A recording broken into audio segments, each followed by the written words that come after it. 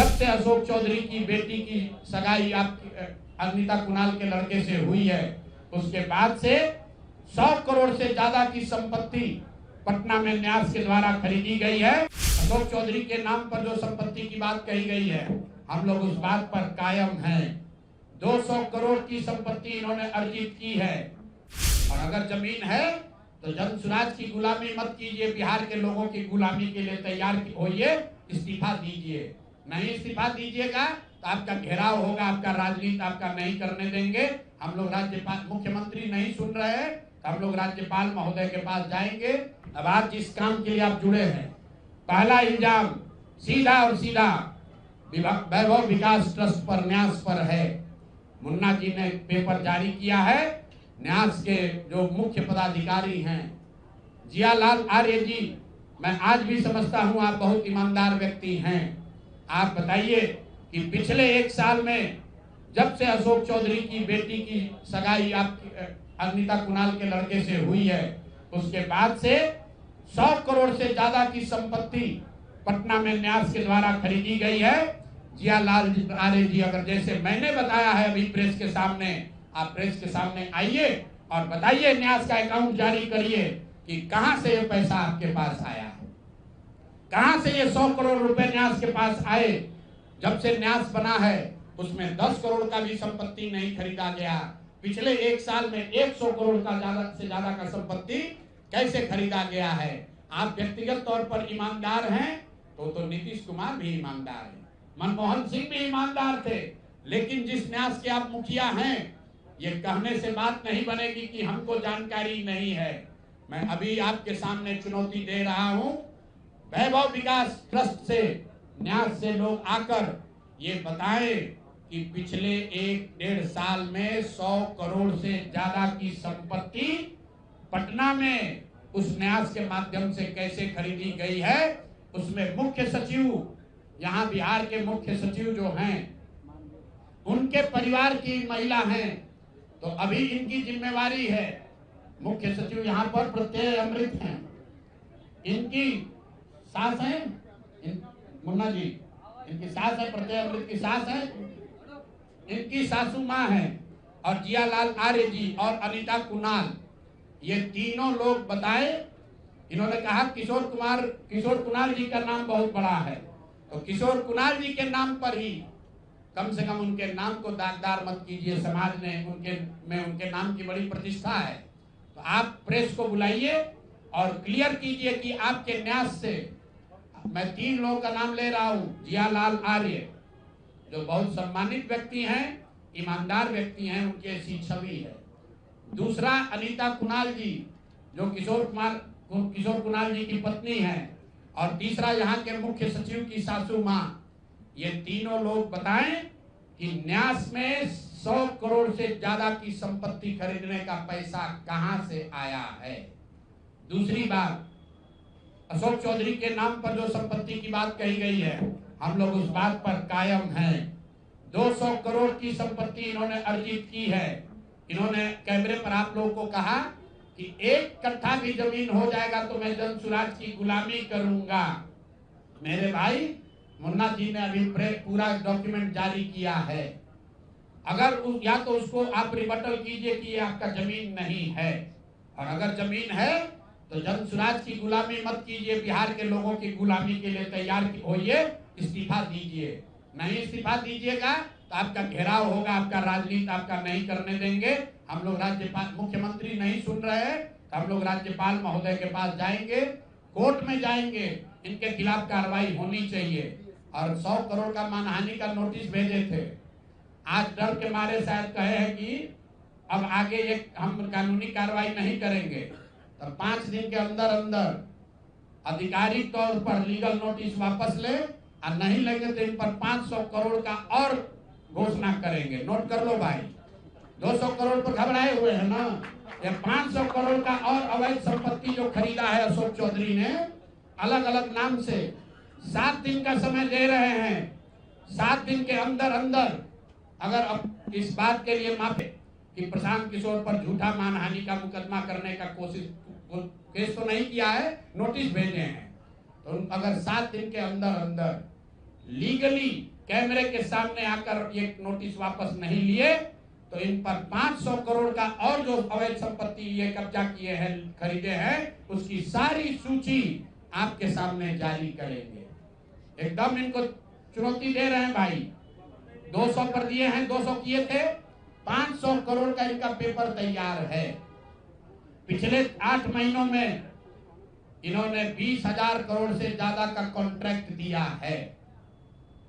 20,000 से ज्यादा का कॉन्ट्रैक्ट भाई साहब ने दिया है और हर कॉन्ट्रैक्ट में 5% पैसा कमीशन के तौर पर लिया गया है। अभी इतना ही बोल रहे हैं।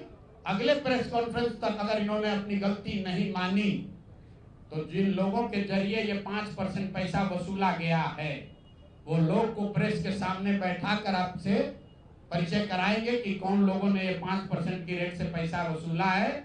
और दूसरी बात, ये जो पैसा रिलीज हो रहा है 0.5% हर रिलीज में पैसा काटा जा रहा है।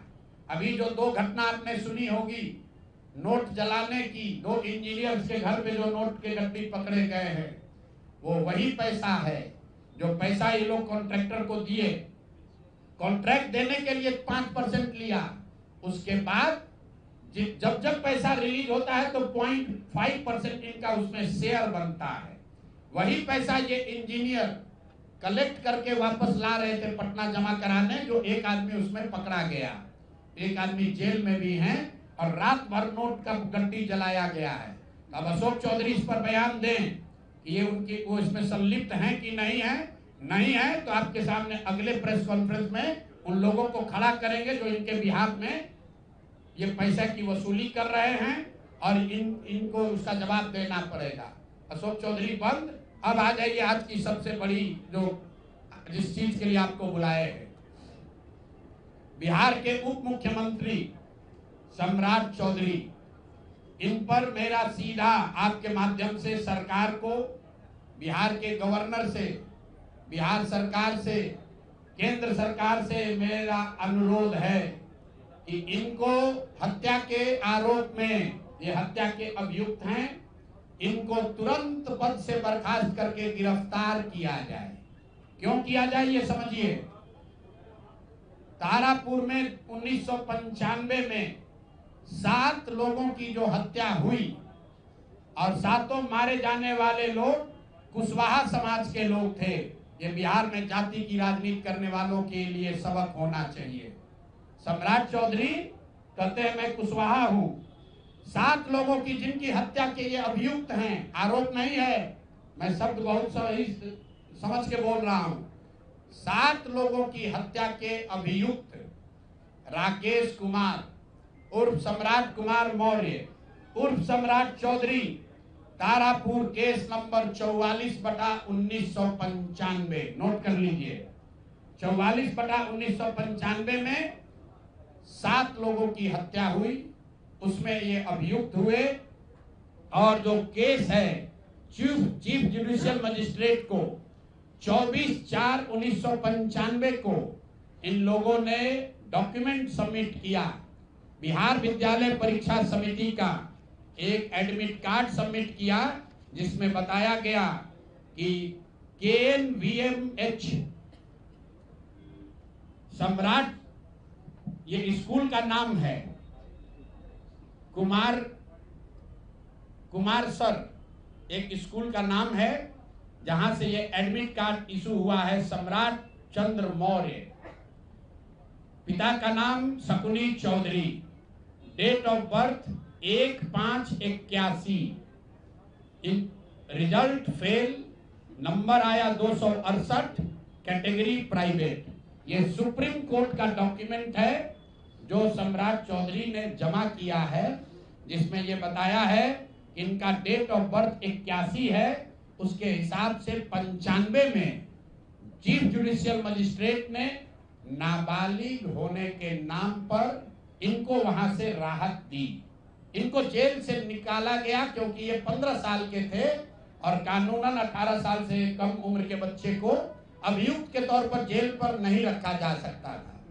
अब ये बात तो पब्लिक की जानकारी में है। अब मैं क्यों कह रहा हूं कि इनको आज अरेस्ट करना चाहिए, क्योंकि 2020 का जो सम्राट चौधरी ने अपना इलेक्शन एफिडेविट दिया है, इसमें अपना उम्र इन्होंने बताया है 51 साल। ये सम्राट चौधरी का इलेक्शन एफिडेविट है। इन्होंने अपना उम्र बताया 2020 में 51 साल। इसका मतलब है कि 2020 माइनस 26, तो 1995 में इनका उम्र था 25 साल, 26 साल। तो 26 साल के उम्र के आदमी को कोर्ट ने गलती से गलत सर्टिफिकेट के आधार पर नाबालिग होने के नाम पर अभियुक्त होने के बावजूद, ध्यान दीजिए, अभियुक्त होने के बावजूद इनको जेल से बरी कर दिया गया था कि ये 15 साल के हैं, जबकि इनका अपना डॉक्यूमेंट बता रहा है कि उस समय 26 साल के थे। तो 26 साल के उम्र के आदमी पर अगर 6 लोगों की हत्या का आरोप है, तो जब तक कोर्ट से वो फ्री नहीं होते हैं तब तक उनको जेल में होना चाहिए। और ये आदमी यहाँ का उप मुख्यमंत्री बनकर बैठा हुआ है। तो मैं यहाँ के मुख्यमंत्री से और बिहार के माननीय राज्यपाल से ये अनुरोध कर रहा हूँ कि हत्या का आरोपी, हत्या का अभियुक्त सम्राट चौधरी, राकेश कुमार उर्फ सम्राट चौधरी उर्फ सम्राट कुमार मौर्य आज संवैधानिक पद पर बैठे हुए हैं।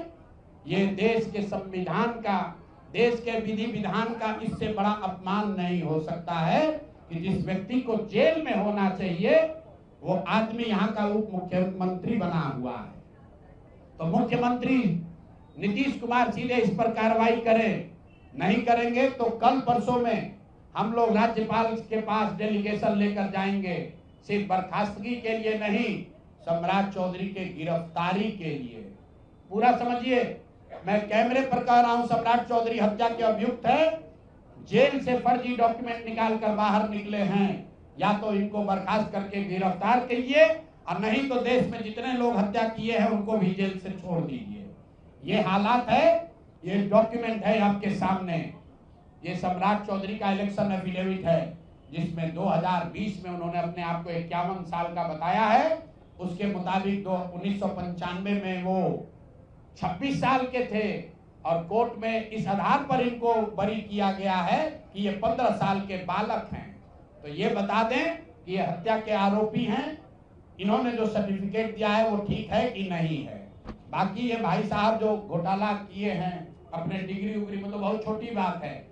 आज की प्रेस कॉन्फ्रेंस सीधी हम लोग मांग कर रहे हैं, सम्राट चौधरी को हत्या के अभियुक्त हैं, 6 हत्या के अभियुक्त हैं, उनको गिरफ्तार कीजिए और नहीं तो बिहार में जितने लोग पर अभियुक्त जिनको बनाया गया उनको सबको छोड़िए।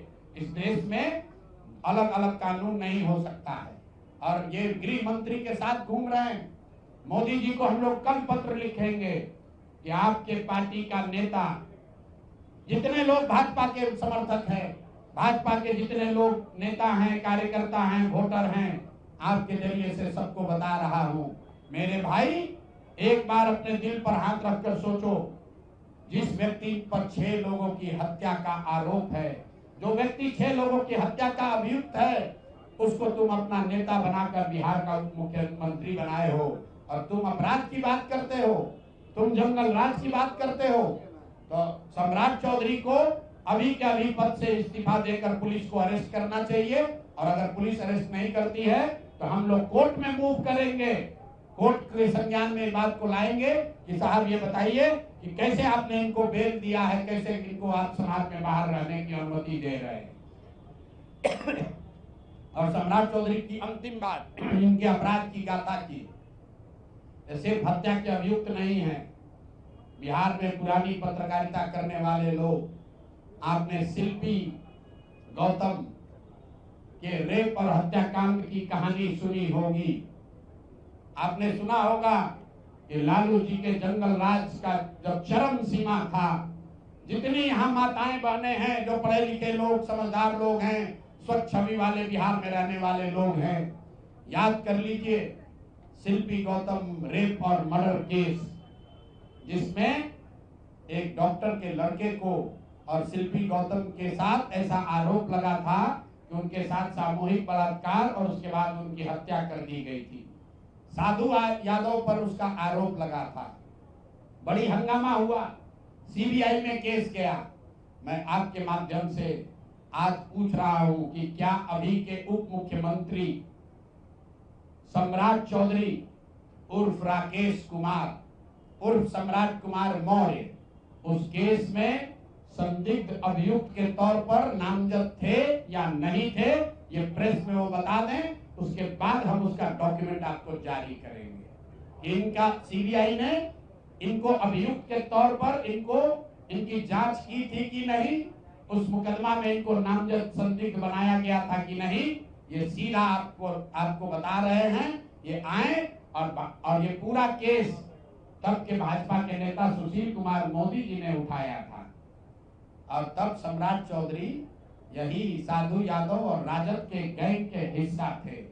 और अब वो बता दें, हम इतना ही बोल रहे हैं, अभी से भी गांधी जी ने कहा है गलती हो गई तो आकर माफी मांग लो, आकर बताइए कि उस केस में आप अभियुक्त के तौर पर आपको सीबीआई ने आपकी जांच की थी कि नहीं की थी, आपके सैंपल टेस्ट लिए गए थे कि नहीं लिए गए थे, आपके उस घटना में क्या संलिप्तता है नहीं है, ये बताइए।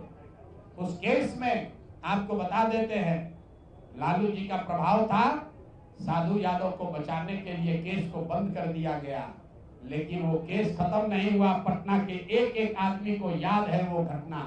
तो अब राकेश कुमार बताएं, आज के सम्राट चौधरी बताएं कि उस केस में इनकी भूमिका क्या थी, उसमें ये नामजद थे कि नहीं थे, और थे तो इन्होंने इसको डिस्क्लोज क्यों नहीं किया। अब आज का घोषणा खत्म।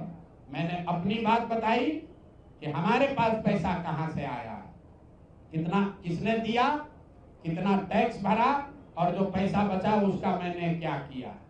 दूसरी बात मैंने अशोक चौधरी को बताया।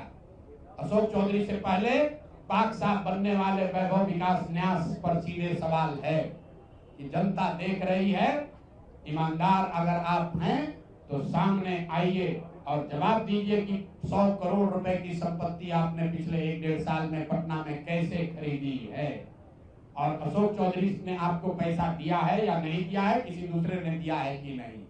तीसरी बात मैंने कही कि अशोक चौधरी पर 200 करोड़ का हमने बताया है, 200 करोड़ का बेनामी संपत्ति खरीदने का आरोप लगाया है। आज अशोक चौधरी ने शायद ये कहा है कि अब वो कानूनी दाव पेच छोड़कर राजनीतिक लड़ाई लड़ेंगे, इससे बात नहीं बनेगी।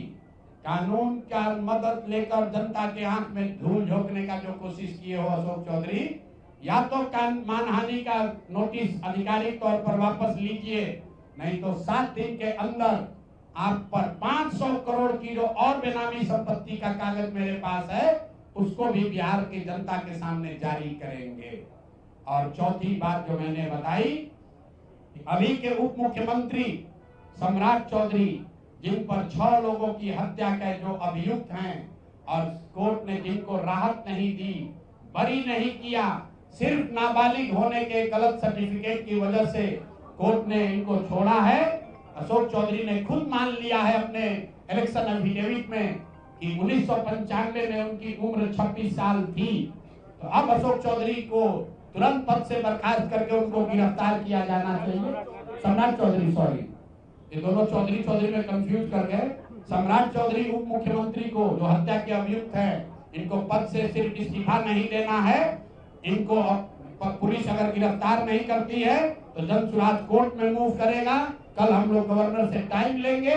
और अंतिम बात जो मैंने कहा कि अगर इससे भी बात नहीं बनती है, इनका आपराधिक चरित्र खुलकर नहीं आपको दिखता है, तो शिल्पी गौतम हत्याकांड में अपनी भूमिका पर आकर प्रेस में बता दें कि ये उसमें एक संदिग्ध अभियुक्त के तौर पर सीबीआई ने इनकी जांच करी थी कि नहीं करी थी।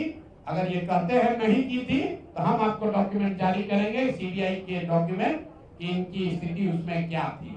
अब मेरा बात खत्म हुआ, अब आपको जो सवाल करना है वो कर लीजिए।